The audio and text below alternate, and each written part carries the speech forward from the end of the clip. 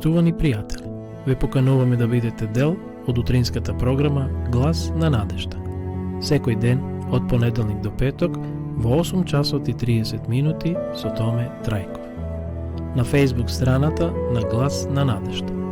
Ке имате прилика да слушате утринска порака, совети за здравието, животни приказни, рецепти за готвење, гости во студиото и многу други интересни работи. Ве очекуваме.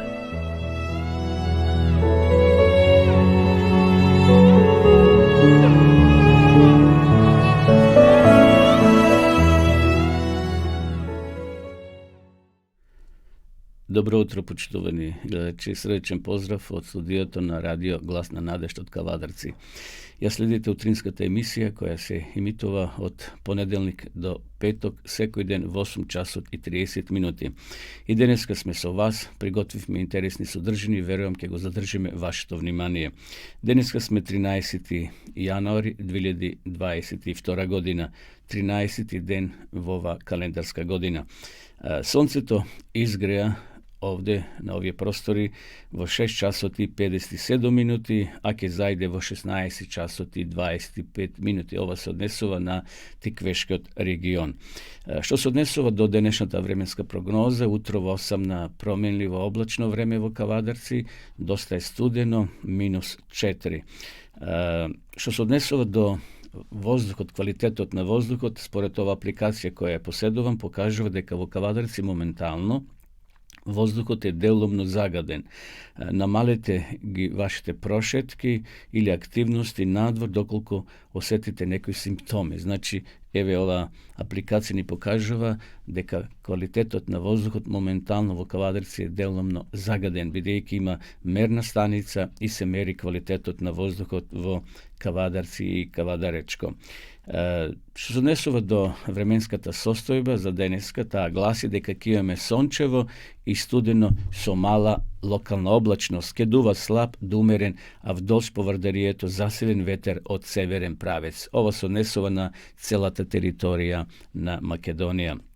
Што се однесува до утринските температури, беше мошне студено во Македонија. Еве, според картата која имам пред себе, утрово осамна од -12 до -6 ќе биде во западните, крајните западни делови на нашата земја. На крајниот север, значи Скопскиот, Кумановскиот регион, од -7 до -1, односно +1 во Скопје. Во централниот дел, значи во Тиквишијата, од -5 до +2 степени, во Беровскиот регион од -8 до -1, Гевгелискиот од -2 до +6, Пелагонискиот регион ќе биде под нулата преку целиот ден, од -8 до -3, и во Охридскиот регион од -6 до 1 степен. Значи, денеска ќе имаме претежно студено време. Утрешниот ден, исто така, прогнозата вели дека ќе имаме слично време. Утрото ќе биде многу студено, а преку денот претежно сончево со слаб до умерен, а вдолж поврдарието засилен ветер од северозападен правец. Значи, утре ќе имаме уште по студено утро. Еве, во Тиквишијата е предвидено да биде од -8 до +6, значи преку ноќта ќе паднат ниски температурите. Во Беровскиот регион од -11, Пелагонија од -3 до -2, така да еве и денеска и утре ќе имаме поларни, да кажеме, студени утра.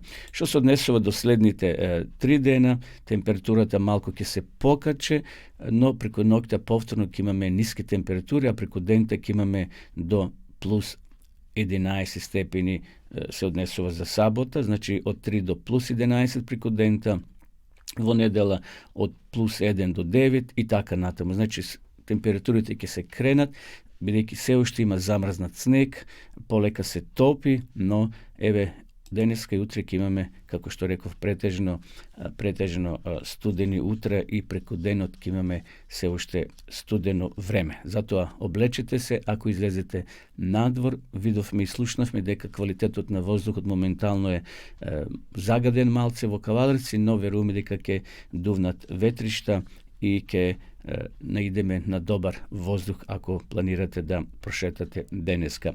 Што се однесува до услугата, односно до информациите за дневните информации за патиштата, еве како гласи. Собраќајот на државните патишта се одвива по претежно суви коловози. Значи, престана снегот, нема веќе врнежи, времето полека се изведрува, но затоа имаме се уште замрзнат снег на некои делници во Македонија, на некои патишти. Интензитетот на сообраќајот на патните правци надвор од градските средини е умерен. На граничните премини од македонска страна нема подолги задржувања за влез и излез од државата. АМСМ препорачува прилагодена брзина на движење, почитување на поставената сообраќајна сигнализација и внимателно управување со возилата, особено на патиштата низ котлините, речните долини и клисурите, каде има можност од појава на одрони. Ово посебно се однесува на делниците Команово, Велес, Маврово, Дебар, Струга, Виница, Берово и Кочани, Делчево. На патниот правец А2 Свети Николе Миладиновци на 10 километар пред Миладиновци поради слечиште и голем одрон сообраќајот е пренасочен на една коловозна лента во должина од 150 метри. На самото место е поставена соодветна сообраќајна сигнализација. На учесниците во сообраќајот им препорачуваме внимателно возење. И еве, со тоа ги завршивме овие сервисни информации, почитувани гледачи за денеска. Сега ќе одиме со една убава христијанска песна, а потоа ќе се вратиме повторно во нашата програма.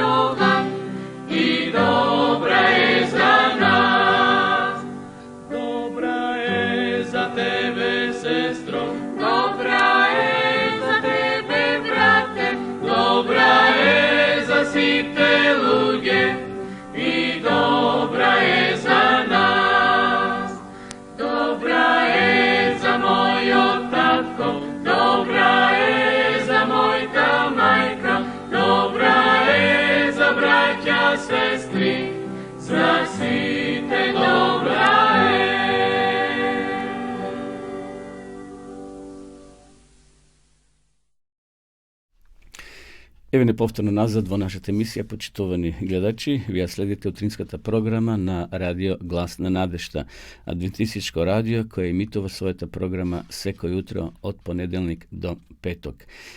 Денеска сме, како што спомнав, 13. јануари. Бројот 13. Денеска не е петок 13, но сепак бројката 13 кај многу луѓе асоцира нешто неубаво, како баксус бројка. Зошто луѓето така веруваат? Дали некој што се прашале, почитувани пријатели, драги гледачи, зошто постоја толку суеверија кај народот? Како што е црн петок, бројката 13 или некои други броеви кои луѓето ги имаат, односно веруваат дека тие се баксузни бројки. Без разлика од каде потекнува тој суеверие, сепак еве ќе кажам неколку реченици зошто луѓето се плашат кога ќе дојде бројот 13, например во календарот, или може да седнат на број 13 на некој седиште, или добиле влезница во кино или на некоја друга прослава со број 13. Ова суеверие е толку познато што дури си има и своје име, кој е многу тешко за изговарење. Јас ќе покушам сега да го изговорам, може ќе погрешам, бидејќи навистина тешко тоа име како потекнува, од каде потекнало. Триска и дека фобија. Навистина тешко се изговара, но еве успеав да го прочитам. Луѓето се толку исплашени од овој број што економијата, на пример во Америка, понекогаш губи околу $1,000,000,000 на секој петок 13. Значи, кога ќе дојде петок плюс и бројката 13, тогаш за многу луѓе тоа е катастрофа. Исто така, многу згради нема 13 кат. Архитектите ги прескокнуваат, односно ја прескокнуваат таа бројка од 12, веднаш поминуваат на бројката 14. Обидувајќи се ова суеверие, значи да го уважат, зашто многу луѓе не сакат да купат станови ако бројката е 13. Па како овој број ја добил својата морничава репутација? Еве, почетоците можеби се во еден нордиски мит. Еве што пишува.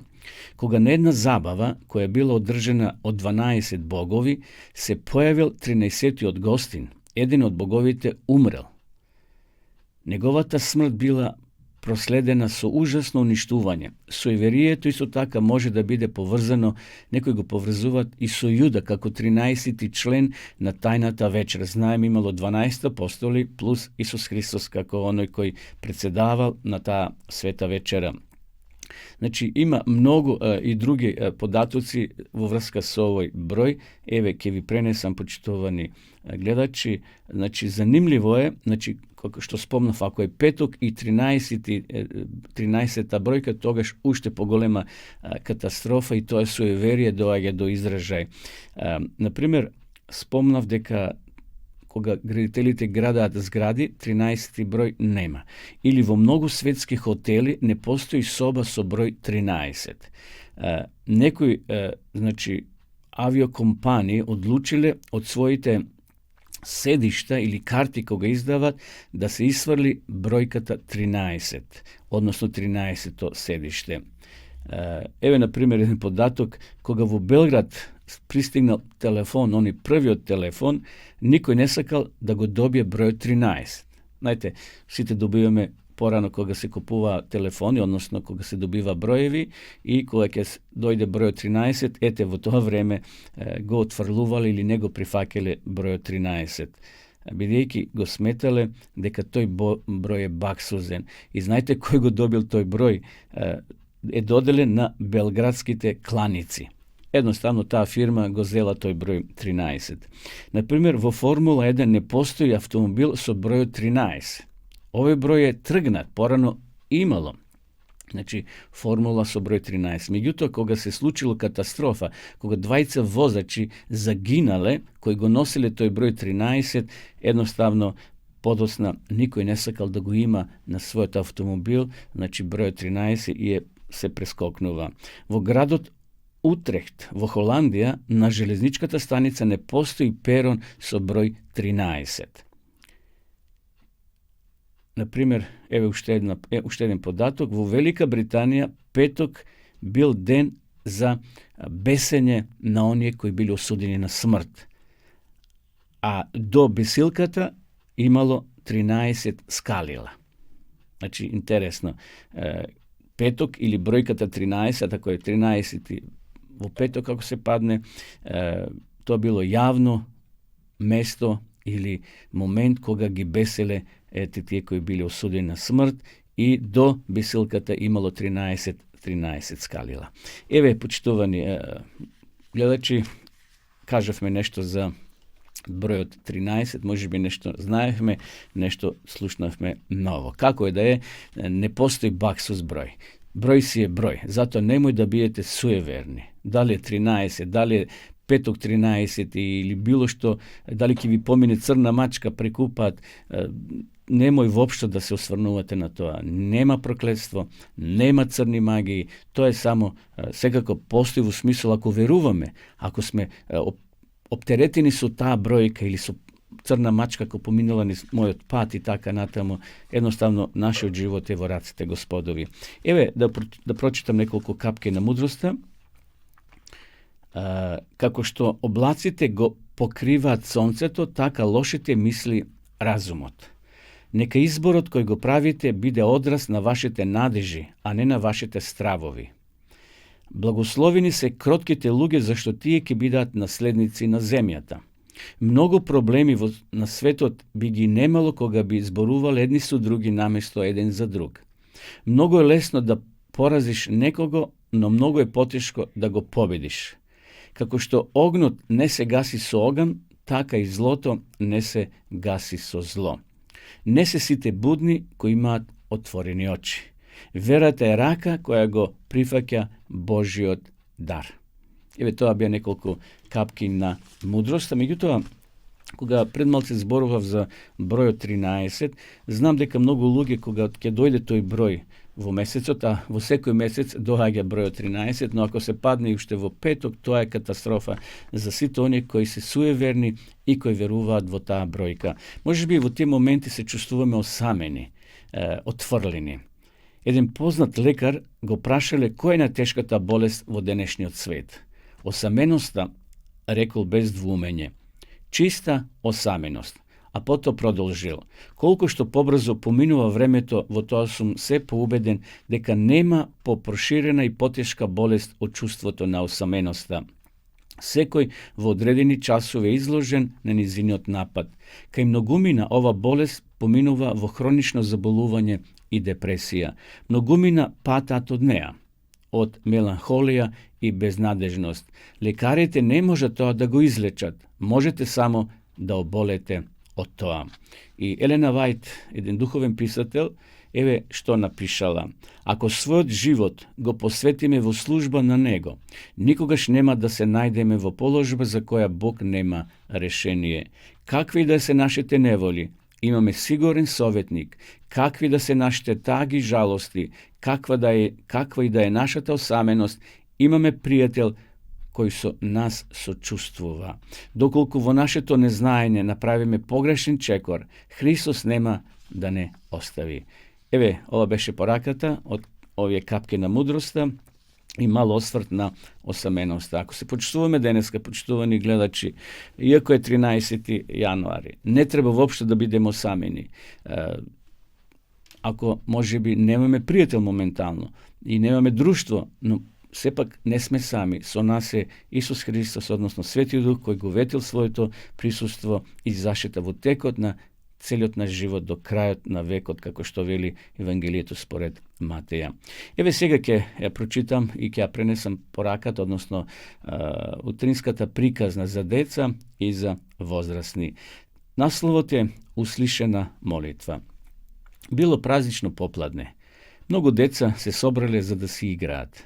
Владко, кој бил најголем, бил во средина и сите го очекувале почетокот. Едно од момчињата ја поканило малата Даница, која повлечено стоела на страна, но Владко викнал со презир. Ах, остави ја на мира. Никој не сака да си игра со неизе, незиниот татко пие алкохол. Кога девојчето ги слушнало тие сурови зборови, незиното бледо лице одеднаш поцрвенело. Таа инако била многу чувствителна по природа, па таа реченица како стрела ја погодила најчувствителната точка во низиното срце. Да, таткото на Даница бил пијаница, целиот свет го знаел тоа, а таа подобро од било кој. Но таа навреда и се фрли во лице пред очите на сите деца и поради тоа да ја исклучат од играта, тоа било повеќе од она што може да се поднесе. Со мака ги задржувала солзите додека била пред очите на останатите деца, но дома стигнала сета расплакана. Што ти е, малечка моја, ја запрашала мајката љубезно, гледајќи дека нешто неубаво се случило на низиното дете. Солзите повторно почнале да течат, а Даница своето лице го сокрила во прегратките на мајката. Владко тој ми рече дека никој нема да си игра со мене бидејќи мојот татко е алкохоличар, рекла плачејќи. Кутро, моје дете, тажно рекла мајката, а низините очи исто така се наполниле со солзи. Неколку неволи доживееле таа и низиното дете поради пороците на таткото. Таквите настани не биле ништо ново за несрекната жена. Девојчето ја подигнала главата и ја погледнала мајка си. Мамо, кога тато повеќе не би пиел, тоа би било прекрасно.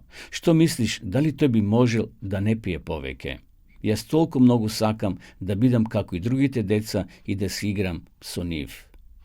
Се надевам дека тоа ќе се промени, тивко одговорила мајката, привликувајќи го девојчето кон себе си и бакнувајќи ја. Јас секогаш се молам за него, само ние сме сите слаби суштества. Татко ти не може да се ослободи сам од таа лоша навика. Единствено Бог може тоа да го направи. Ние можеме само да се молиме за татко ти. Вечерта таткото на Даница, како и обично, стигнал дома. Бил вреден работник и чесен човек. И со секој бил во добри односи, во тоа сите се служувале. Бил навистина прекрасен човек.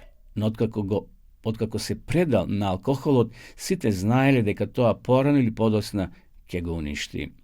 Кога се појавил на вратата, Даница му притрчала во пресред, како и секоја вечер, и го поздравила како и обично. Но таткото веднаш забележал во однесувањето на своето весело девојче дека нешто ја растажило. Ја погалил по убавата виткана коса и ја рекол: вечерва изгледаш некако тажна, мила моја керко. Што ти се случило? Тато, не можам да ти го раскажам тоа, одговорило девојчето, двумејки се. Зошто не можеш? Прашал таткото. Можеби тоа ќе те налути, рекла Даница. Лошите зборови на Владко и лежеле во срцето и повторно почнала да плаче. На крајот прозборела: Тато, јас многу сакам ти повеќе да не пиеш алкохол. Таткото сакал да го смири своето девојче, но нешто го стегнало во грлото и не можел да прозбори. Се срамел што станал причина за толку многу неволи и болки. Во тој момент мајката ја повикала Даница во кујна нешто да й помогне. Таткото по вечерата се подготувал да тргне. Мајката добро знаела каде. На почетокот одлучил таа вечер да остане дома, но лошата навика била посилна. За да ја смири својата совест си дал збор на себе дека ќе испие само 1 до 2 чашки алкохол. Даница излегла од домот пред да тргне низиниот татко.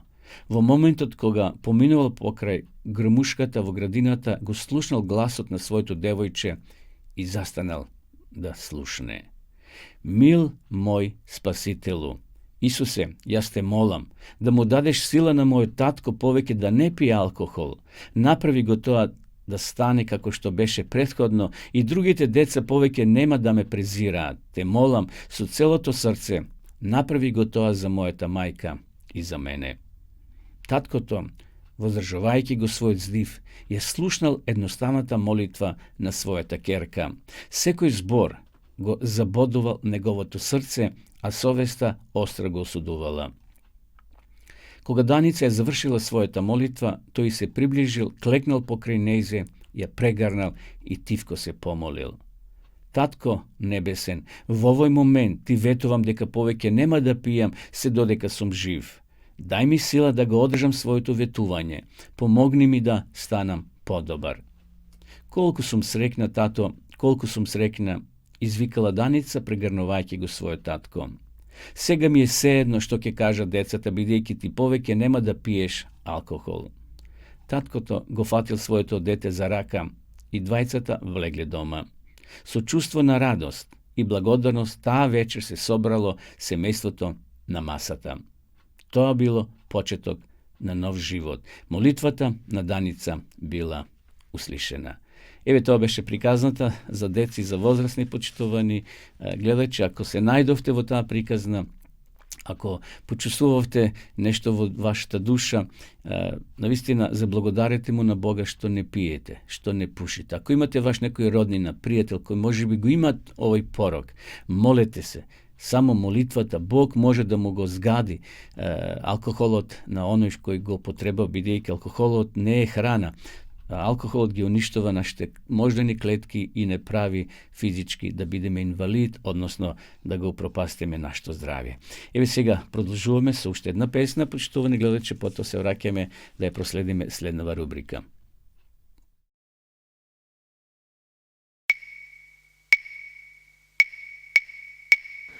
Никој на светот не ne te ljubi toliko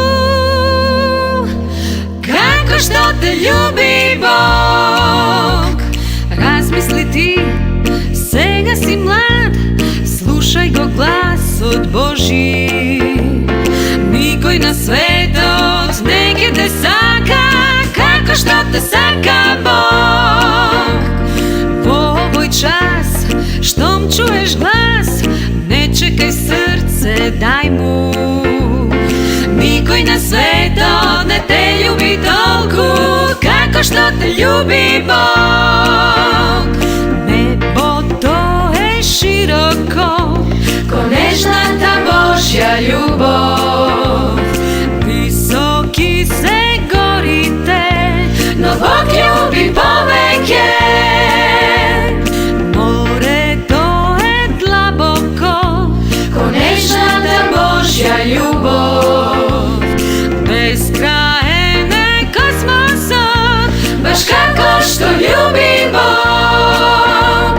Sega si mlad, razmisli ti, slušaj go glas od Božji.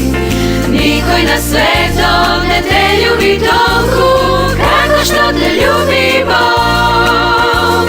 Bam, barararam, bam, barararam, bam, barararam, bam, bam, bam, bam, bam, barararam, bam, barararam, baram, barararam.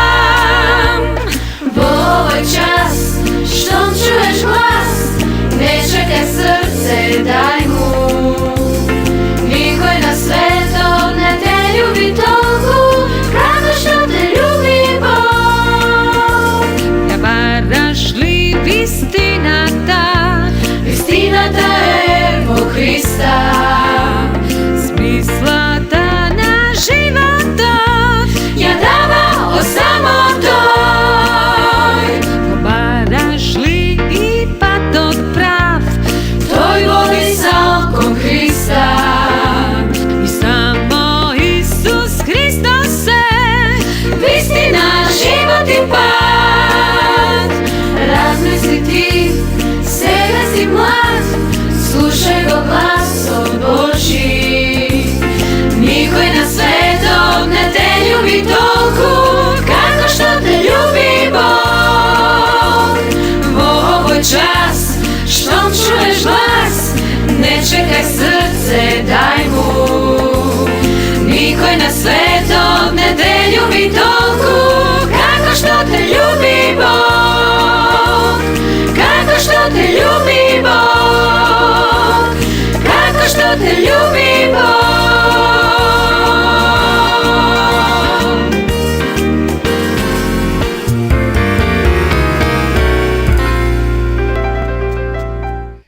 Evo повторно во живо во нашата емисија. Почитувани гледачи, поздрав до сите вас кои во меѓувреме се вклучивте и ја следите нашата утринска програма. Можеби сте на работното место или патувате, или можеби дома седите покрај топлите шпорите, каде и да сте, ние сме со вас секој утро во 8 часот и 30 минути. Поздрави до нашите гледачи во странство кои се во Америка, во Австралија, иако таму сега е навечер или наутро, се зависи од временската зона, но како и да е, сите сте добре дојдени во нашите емисии. Пишете ни од каде ја следите се нашата емисија. Јас вчера спомнав во емисијата дека имаме гледачи скоро во сите европски земји, па и во Австралија, во Америка, имаме и дури во Украина, иако друг јазик таму зборуваат, но можеби имаме наши македонци кои живеат и работат и во тие делови на светот. Како и да е, ова емисија се снима и може да ја погледнете и во другите делови од денот, така да може да ја следите нашата програма на Facebook страната Радио Глас на Надежта и на нашиот YouTube канал Радио Глас на Надежта. Следува рубриката Утринска порака од Библијата. Ово утро ќе прочитам библиски текст од книгата на Матеј, 6 глава, 33 стих. Но барајте го најнапред царството на Бога и неговата правда, и се ова ќе ви се придодаде. Наша најголема потреба. Така е насловот на оваа наша утринска порака. Народот што ги слушал Христовите зборови се уште желно очекувал да биде прогласено земското царство. Додека Исус им ги отварал ризниците на небото, мислите на мнозина биле потполно окупирани со прашањето колку врската со него ќе придонесе за нашите можности да напредуваат во светот. Исус им покажал дека тие се слични со околните незнабожички народи, бидејќи најголемо внимание им обрнуваат на земските нешта. Сето тоа, кажал Исус, го бараат незнабожците на овој свет. Јас дојдов да ви ја отворам вратата на царството на љубовта, правдата и мирот. Отворете го своето срце да го примете ова царство и службата за него нека ви биде поважна од се друго. Иако тоа царство има духовна природа, не плашете се дека поради тоа вашите потреби во овој живот нема да бидат задоволени. Исус не ослободува од вложувањето на неопходните напори, но не поучува дека тој морал да биде прв, последен и најважен во се. Ние не смееме да се впуштаме во такви работи и планови, ниту да копнееме под такви задоволства кои би го попречувале делувањето на неговата правда во нашиот карактер и во нашиот живот. Се што правиме треба да го правиме од се срце како за Господа. Додека живеел на оваа земја, Исус му дал вистинска вредност на целокупниот живот со тоа што ја воздигнал Божјата чест пред луѓето и се покорувал на волјата на својот татко. Ако го следиме неговиот пример, тој ни ветува дека ќе ни придодаде се што е неопходно во овој живот, сиромаштвото или богатството, болест или здравје, едноставност или мудрост, сето тоа ни го обезбедил кога ни ја ветил својата благодат. Тешкодиите се немокни да го спречат оној кој решил пред се друго да го бара Божето царство и неговата правда. Насочувајќи ги очите кон Исуса, верникот со задоволство се изложува на презир и подсмев, а помош и милост доволна во сите околности му ветува оној чиј што збор е вечна вистина. Неговите секогаш сигурни раце цврсто ја држат во своите преградки душата која му се обраќа за помош. Свесни за неговата грижа за вас, може да бидеме свесни за неговата грижа за нас, можеме да бидеме сигурни и спокојно да кажеме: во денот кога страв ме обзеде, јас тебе ти се доверувам. Еве тоа беше утринската порака која ја најдовме во Матеј 6 глава 33 стих, каде што Исус вели: но барајте го најнапред царството на Бога и неговата правда и се ова ќе ви се придодаде. Значи, во нашиот живот треба да биде Господ на прво место, почитувани гледачи. Овде Исус ветил, а останатото ќе ни се придодаде. И затоа во 10 заповеди, првата заповед гласи: јас сум Господ Бог твој, немој да имаш други богови освен мене. Бог сака да биде на престолот на нашето срце. Кога Бог ќе биде и другите работи, тој ќе ни ги задоволи. Овде читавме дека учениците на жалост гледале како живеат околните народи. И затоа овде Исус малци ги прекорил. Тој им зборувал за небесното царство, дека вратата е веќе подотворена со Христовото појавување на оваа земја, со неговиот живот, а секако и со неговата смрт и воскресение. Сега широм е вратата на небото отворена и секој кој ќе поверува, вели Библијата, ќе биде спасен. Секако и кој се крсти, кој ќе го направи оној вистински судбоносен чекор, бидејќи крштевањето значи завет, еден договор со Господа. Нека навистина во нашиот живот и денеска Бог биде на прво место и тој да биде наш цар, наш водач, пријател, секако и спасител.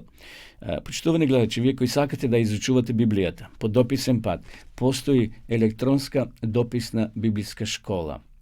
Значи онлайн, еве за кој ми ќе видиме рекламата, слободно напишите ги овие зборови, библијата зборова.мк, и ќе можете да отворите таа веб страна на која ќе ги најдете овие 8 подречја на дописната библиска школа. Да видиме сега рекламата, а потоа се враќаме повторно во живо во нашата програма.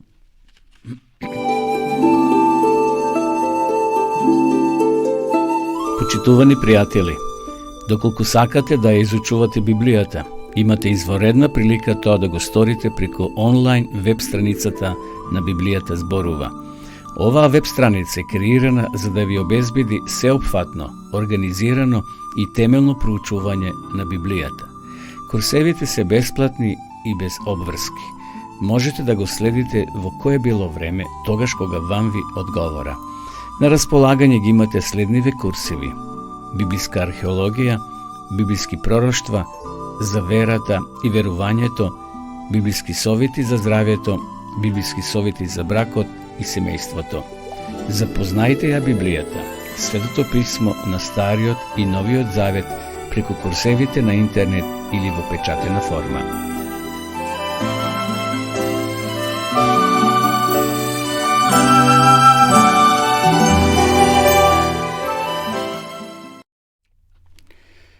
Продолжуваме со нашата програма, почитувани гледачи, дојдовме до рубриката за апостолите. Значи, секој утро зборуваме за еден апостол.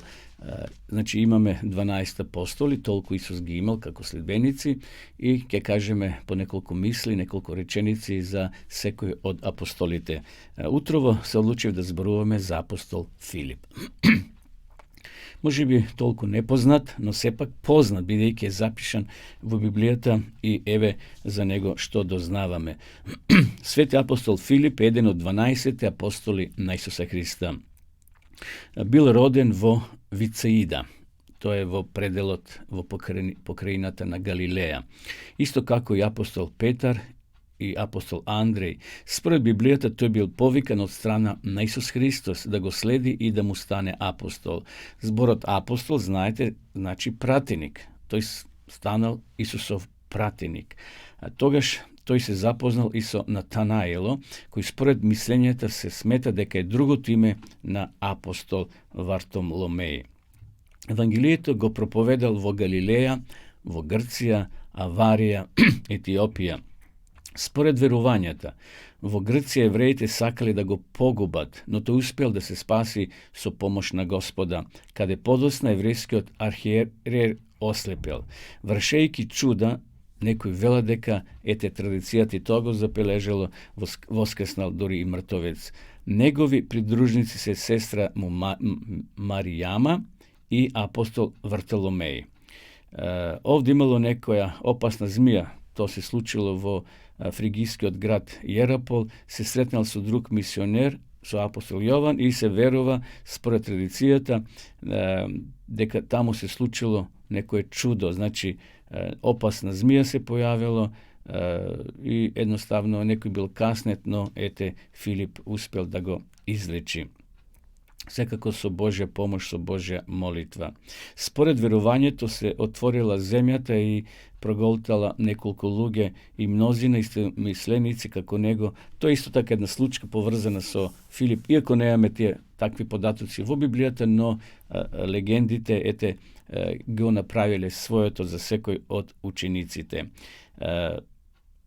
Од малечок може да кажеме дека Филип бил учен од неговите родители да верува во Господ, односно научен од Светото писмо. Знаеме, во тоа време не постоел Новиот Завет, евреите се подпирале и го читале Стариот Завет.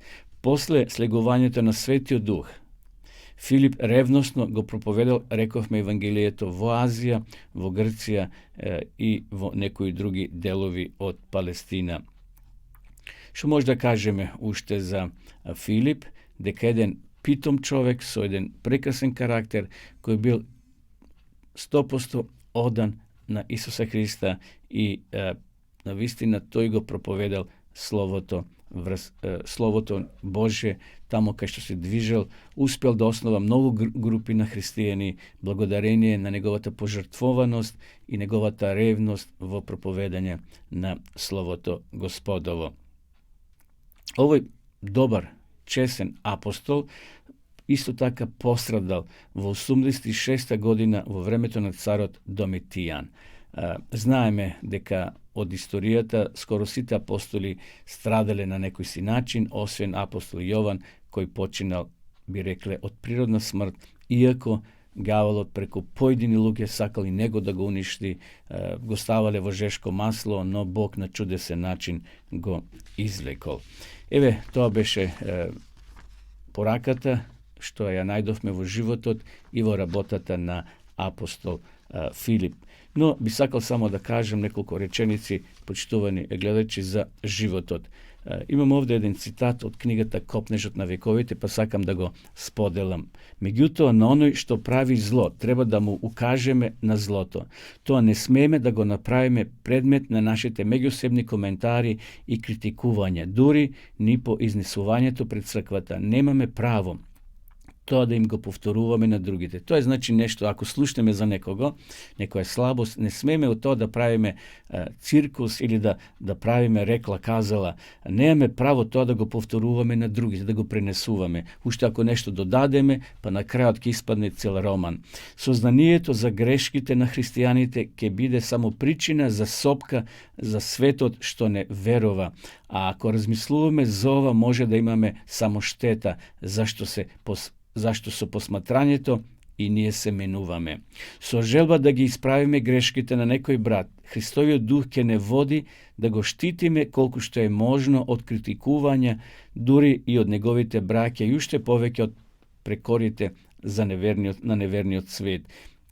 I samite grešime i potrebna ni je Hristovata milost i proštevanje, pa tokmu onaka kako što sakame, to i da postapova so nas. Hristos ni zapoveda i nije da prostuvame taka eden kon drug. Znači, ako zabeležime nekoja slabost kaj nekoga, ubovo je kako što veli Biblijata vo 4 oči da mu kažeme, da razgovarame, pa da zajeme svedok. I taka to da se svede na jedna pomala grupa i na toj način i da se molime za bratot, odnosno za sesrata ako je pogrešilo nešto. Veliki Bog je toj prostova, a kamoli nije. Ode mi svega su ušte jedna pesna, potom se vrakeme povtorno vo našta emisija.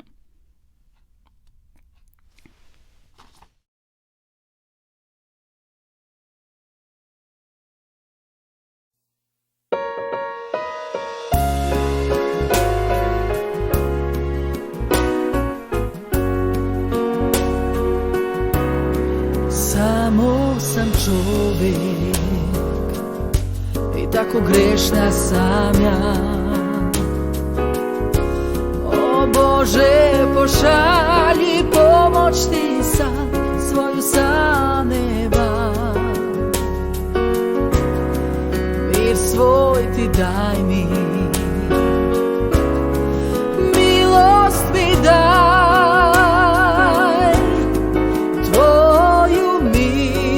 Tražim ja kao nikada. Jednog dana ćeš doći ti, Hriste, da nama budeš ti spas. Na oblaku belom s anđelima ti ćeš doći po nas. Ja čekam taj dan, da tebe zagrlim ja, da vidim ja majku, sestru moju i oca svoga.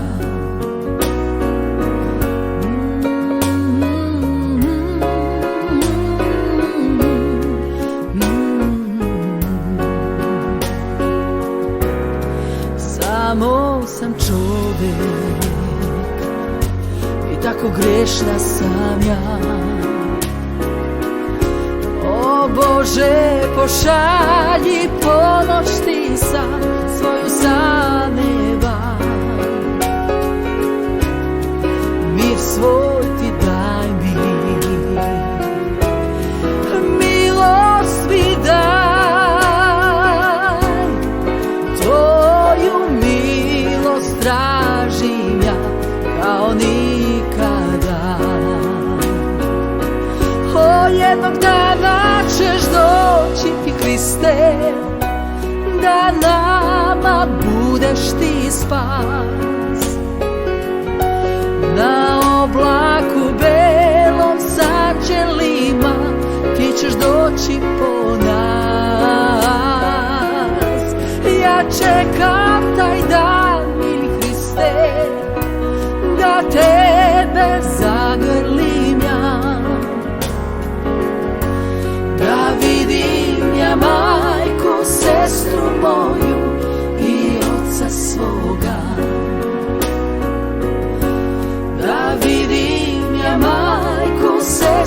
moju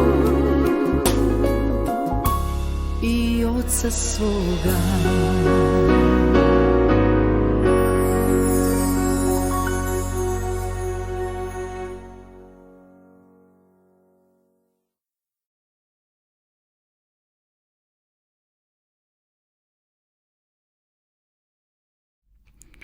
Еве неповторно назад во живо во нашата емисија, почитувани гледачи. Сакам да ги поздравам гледачите од Австрија. Еве имаме поздрав и од Австрија, од Скопје, од Македонија, имаме од многу градови кои не следат. Ви благодарам на поддршката и што ги следите еве нашите емисии секој утро. Следува рубриката за водопадите во Македонија, за нашите села, за нашите градови. Се уште листата на водопадите не е исцрпена, така да подоцна ќе поминеме и на некои наши села, како настанале, некои поедини настани кои се случиле во Македонија, а се забележени во историјата и ние тоа ќе го пренесеме. Денеска би сакал да зборуваме за Пехчевските водопади. Не знам дали сте биле во тој дел на Македонија, Пехчево, Делчево.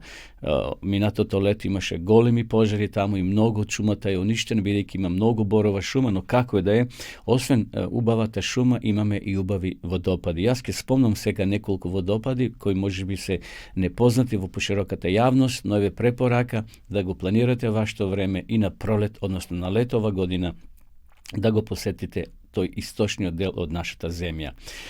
Пехчевски водопади. Водопади сместени на Малишевските планини, кај изворите на реката Брегалница во близина на градот Пехчево. Во пределот има 9 водопади, од кои всушност само 2 се на Брегалница, додека останатите се на Црн дол, Љутечка река и Спиковски андак. Највисокиот водопад е со висина од 14 метри. Интересно, како што слушнавте, почитувани гледачи, има во тој предел 9 водопади. И навистина убаво е да се посетат. Еве, ќе спомнеме сега неколку мисли, реченици за Спиковски водопад. Спиковските се наоѓаат по течението на равна река, поточно низината мала притока позната како Спиковски андак, на околу 6 км од Пехчево во правец кон границата со Бугарија. Во оваа местност се сместени 2 водопади. Првиот се наоѓа на околу 200 метри од патот и е висок околу 2 метри, додека вториот се наоѓа на околу 300 метри по првиот и неговата висина е околу 7 метри. Патот до водопадите започнува со дрвена врата, а потоа е обележан и содржи неколку дрвени мовчиња. Во близина на водопадите, покрај почетокот на патот, е сместена ќумурджилница. Тоа е, значи, кај што луѓето прават ќумур. Тоа се прави од костенови дрва или од дабови дрва. Значи ги сечат дрвата и тука ги ложат во оган и кога ќе изгорат, ги гасат со вода и се создава ќумур. А ќумурот го користат, знаеме порано, ковачите, мајсторите кои што прават оган за да го загреат железото. Сега тоа се прави преку фемови, преку мотори и така натаму, но во старо време јас знам дедо ми кој беше ковач, го користише ќумурот да на селаните им ги изостри секирите, мотиките, ралата, плуговите и така натаму. Значи денеска ќумурот исто се користи во скарите, кај што се прави скара и ќумурот исто така и во некои други употреби се користи ќумурот. Над водопадите е сместено археолошкото наоѓалиште градиште. Според една легенда, Пехчево долги години бил под опсада на османлиите кои не можеле да го освојат. На местото каде што се наоѓаат водопадите порано имало успусни канали преку кои османлиите влегле во тврдината и со тоа успеле да го освојат градот. Интересни податоци. Понатамо го имаме Љутачки водопад или водопади. Љутачките водопади се сместени на истомената река, позната е како Житачка река, во местноста позната како Валевичка река, на неколку километри од Спиковските водопади кон границата со Бугарија.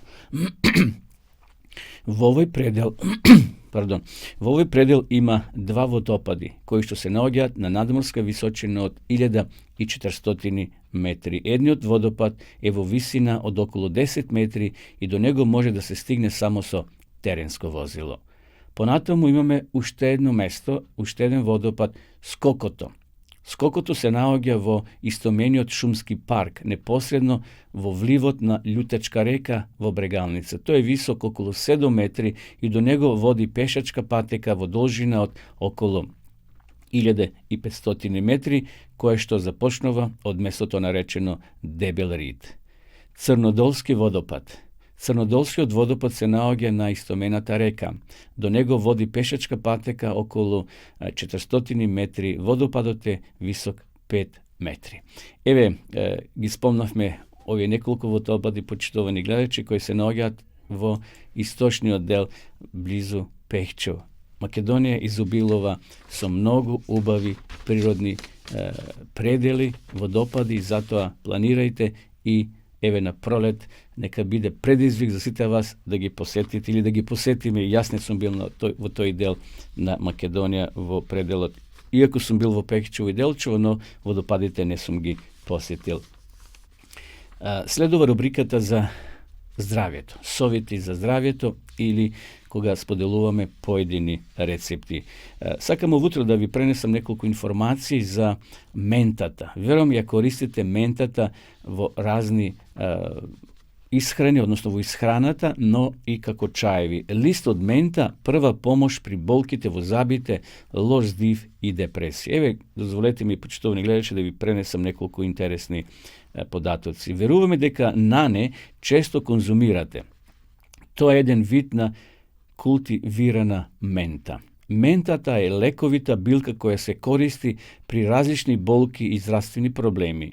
Ментата е растение кое наоѓа широка примена во народната медицина. Се користи при силни болки во забите, лош здив, главоболки, депресија, воспаление на непсата, дигестивни проблеми, грчеви и слично. Ментата може да се припреми на неколку различни начини. Често луѓето прават чај од неа. Чајот од мента го неутрализира лошиот здив, го подобрува апетитот и го подобрува варењето. Ментата наоѓа широка примена во медицината и козметиката. Едни од најубавите масажи се прават со масло од мента. Овие масажи опуштаат и ја подобруваат циркулацијата на телото. За кратко време од своите плеки ќе почувствувате како ви паднал голем товар, затоа што ваквата масажа го стимулира и нервниот систем и делува благотворно, оставајќи ве спокојни и релаксирани. Совет покрај овие бенефити. Чајот од мента или свежите листи од мента делуваат добро на дигестивниот систем и помагаат во борбата со вишок од килограми. Доколку сакате да ја намалите својата тежина, хидририрајте се и водата, зачините ја со листови од мента и лимон. Значи, во топла вода ставите неколку листови од мента и вдишувајте го, тоа помага и во намалување на вишок од килограми. Делотворно заслабење е да се пие чај од свежи листови од мента поклопени во сад со врела вода. Еве уште еден совет, секако овде се додава малку мед, лажица цимет и лажица ситно исецкан џумбир. Значи, во претходниот совет, кога ќе правиме чај, ако сакаме, ги додаваме и овие својства. Уште еден совет, за да конзумирате повеќе мента, можете да ја додадете и во цедениот сок од портокал, а при тоа да има значајни бенефити врз губењето на вишокот на килограми. Портокалот, цитронот и лимонот се цитрусни овошја кои доста делуваат поволно врз процесот на слабење. Еве тоа беа советите кои може да ги користиме во врска со лист од мента користен во нашиот живот. И еве ќе споделам пред да одиме на уште со една песна, еден краток рецепт. Бидејќи е зима, имаме кисела зелка, ајде да употребиме, односно да направиме пита од кисела зелка. Што ви е потребно, почитувани гледачи? 500 грама тенки кори, малку сол, 200 мл масло, 1000 грама кисела зелка. Значи, Еве 1 килограм зелка, 250 мл газирана вода, мала лажица бибер. Значи малко се става и зачим бибер. 4 јајца, време за подготовка 20 минути, време за готвење 80 минути се мисли со самото печење. Како се подготвува? Зелката ситно се сецка и се пржи на масло додека не омекне. Се посолува и малку бибер се става, се трга на страна и се додават 2 разматини јајца. Корите се делат на 3 дела. Во подмачкан плех се става првата третина од корите. Секој кора се попрскува со масло и се прекрива со половина од преливот. Озгора се става втората третина од корите, потоа прелив и на крај повторно кори. Пред да се испече, питата се сече на коцки. Значи, пред да се пече, се сече на коцки, се мата 2 јајца, се мешат со кисела вода и се ова се прелива секако со тоа питата. Се остава да остои 15 минути и дури потоа се пече. Еве, нека ви биде на здравје, испробајте го овој рецепт, значи пита од кисела зелка. Ефтино е, рецептот е доста ефтин, но е користен и во овие зимски периоди ќе ни дојде, добре дојде. Одиме со песна и на крајот се враќаме повторно да ја проследиме последната рубрика за ова наша утринска емисија.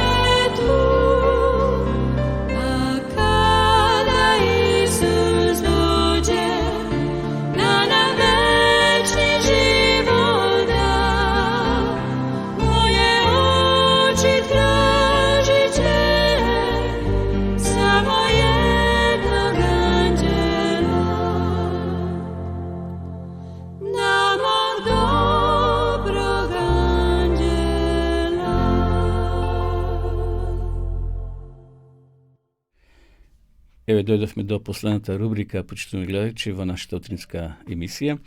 Зборуваме за археологијата која потврдува веродостојноста на Библијата.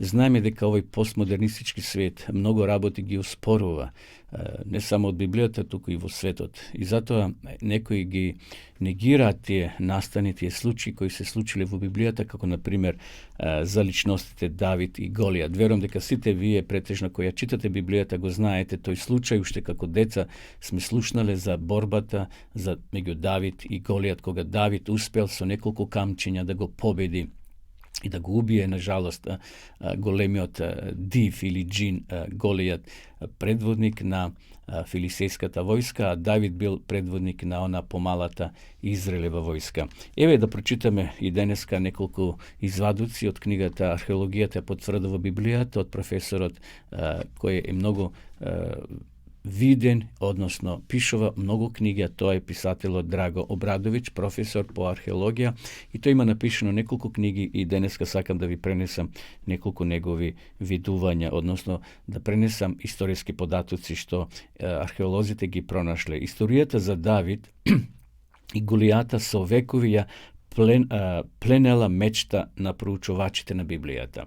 Навистина, кога го читаме тој дел од Библијата, се воскитуваме на таа борба. Тоа е извештај за верата на незаштитеното момче кој му се спротивставило на филистејскиот воин во оклоп. Тоа е историја за израелската војска која се стуткала во Теревинската долина, а филистејците им се подбивале едноставно на нивниот бог. 5 каменчиња против железни штитови, шлемови и мечеви. Но каква историја се крие зад оваа историја? Дали Голијат и Давид навистина постоеле? До 1992 година Филип Давис, професор по библиски студии на Универзитетот Шефелд, пишувал, повикувајќи се на археологијата: библиското царство на Давида и Соломона нема нито најслаб оглас во археолошкиот запис. Значи, овој професор ова го негирал, дека е тоа легенда, дека тоа е приказка која се пренесувала од генерација на генерација, меѓутоа нема основа во археологијата. Библиското царство на Давид и Соломон нема нито најслаб оглас во археолошкиот запис. Тој заклучил дека Давид и Соломон се историски личности, исто онолку колку што и кралот Артух на витизовите на тркалезната маса. Значи, едноставно се подбивал и, бидејќи бил професор, имал големо внимание на своите професори, односно на своите ученици. Во 1993 година археолозите во Телдан, во северен Израел, пронашле нешто мощне, значајно. Надвор од градските порти е пронајден базалтен камен кој бил вграден во еден ѕид. Кога каменот бил свртен, на него е забележен напис, односно запис. Потоа археологот заедно со лингвист го објавил овој текст кој се споменува, кај што се споменувала победата на арамејскиот цар Венандет, кој се фарил дека ги поразил Давидовиот дом и домот Израелов. Врз основа на писмото се смета дека записот потекнува од 850 година пред Христа. Записот е значен во тоа што тој прв пат го споменува името Давид. Значи, овој пронајдок од страна на археолозите го потврдува записот дека името Давид или царот Давид се спомнува и надвор извештаите на Библијата на Светото писмо. Толку минатото лето се случи возбудливо археолошко откритие кое дополнително го осветлува извештајот за Давид и Голијата. Според Библијата, Голијат потекнувал од Гат, прва книга Царства 17.4, еден од 5 филистејски градови, современите искупувања кај Гат, со кој раководел Арен Мауер од Универзитетот во Телавив во 2005 година, откриле скршено парче гранчарија со запис на кој го пишувало името Голијат.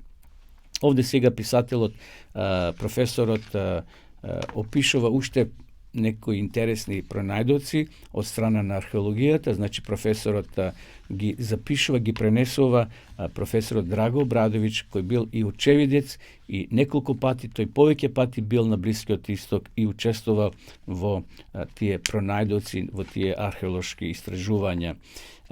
Сепак, еве на крајот да констатираме.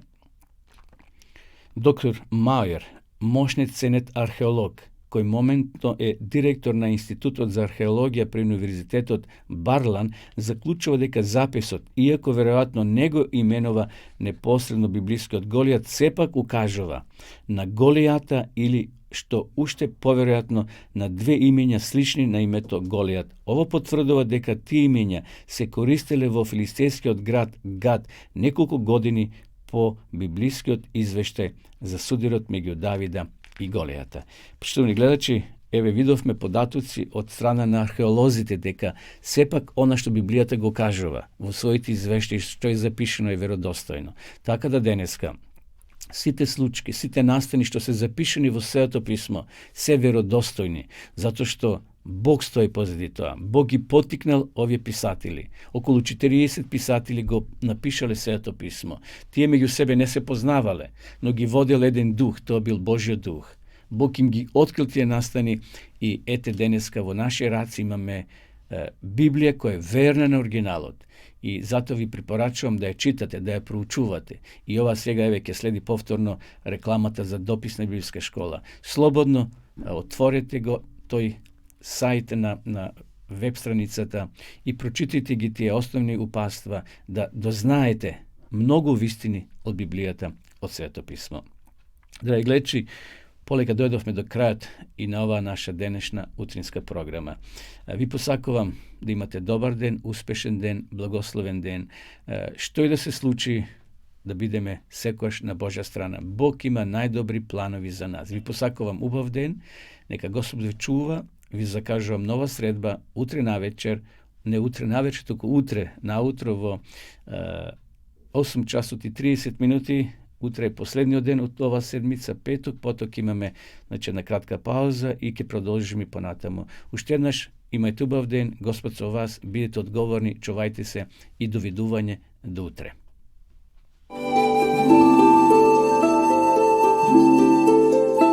Почитувани пријатели, доколку сакате да ја изучувате Библијата, имате изворедна прилика тоа да го сторите преку онлайн веб страницата на Библијата зборува.